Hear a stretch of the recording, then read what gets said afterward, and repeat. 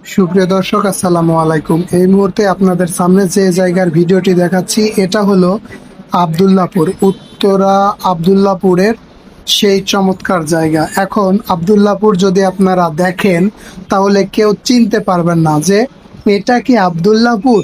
কেন? কারণ আবদুল্লাপুরে এখন রোড আর রোড, রোড আর রোড। এই যে ফ্লাইওভারটা দেখতে পাচ্ছেন হওয়ার জন্য কার্যক্রম চলছে, এটা হলো আশুলিয়া এলিভেটেড এক্সপ্রেসওয়ে। এবং এই পাশে যে রোডটা দেখতে পাচ্ছেন এটা হলো ওপর দিয়ে বিএনএস থেকে উঠে একেবারে চৌরাস্তা পর্যন্ত চলে গেছে এই ওপরের যে গাড়িটা, মানে ওপরের যে রাস্তাটা। তাছাড়া এই যে এই পাশ দিয়ে যে রোডটা দেখতে পাচ্ছেন এই রোডটাও একদম চৌরাস্তা গাজীপুরমুখী যে রোড, সেই রোড। এবং এই পাশ দিয়ে গাড়ি নামা ওঠা করার জন্য চমৎকার রাস্তা করা হয়েছে এবং নিচেও কিন্তু চমৎকার রাস্তা আছে।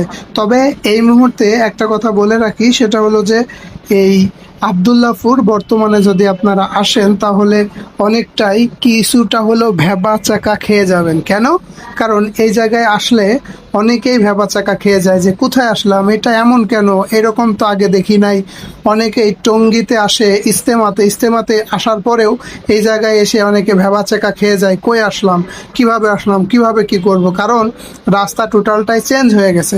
নিচের যে রাস্তা আছে সেই রাস্তা ঠিক আছে এবং নিচে একটা ব্রিজ আছে, সেই ব্রিজটা ভেঙে যাওয়ার কারণে এখন আর নিচ দিয়ে কোনো, মানে আবদুল্লাপুরের নিচ দিয়ে যে ব্রিজটা আছে টঙ্গী ব্রিজ, সেই ব্রিজটা ভেঙে যাওয়ার কারণে বর্তমানে কোনো বাস আর চলাচল করে না। এমনিতে রিক্সা চলাচল করে কিন্তু কোনো বাস চলাচল করে না। সকল বাস এই যে দেখতে পাচ্ছেন যে আবদুল্লাপুরের ওপরে এই সকল বাস ওপর দিয়ে চলাচল করে।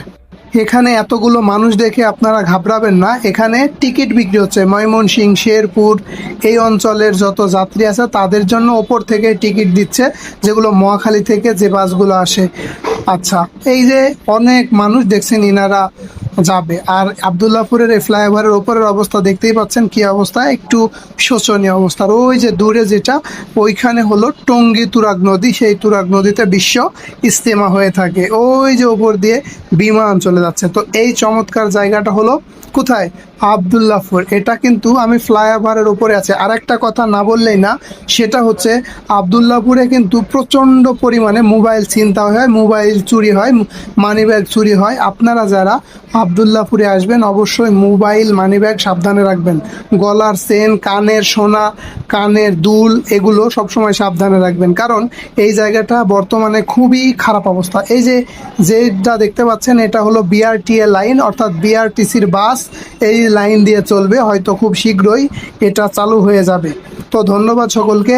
তবে আবারও সতর্ক করছি, এই বিশাল বড় ফ্লাইওভারের উপরে যে বিশাল বড় জায়গাটা, এটা আবদুল্লাপুর, এবং অবশ্যই আপনারা এই জায়গায় আসলে সতর্ক থাকবেন। ধন্যবাদ সকলকে।